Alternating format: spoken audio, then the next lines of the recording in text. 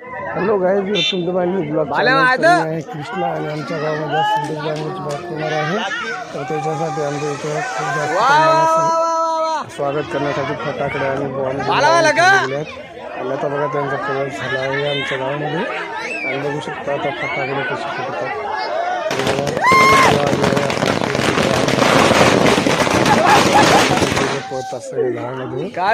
सगळं दिल्ला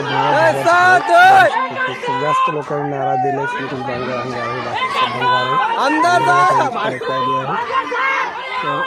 बघू शकता पहिले त्यांच्या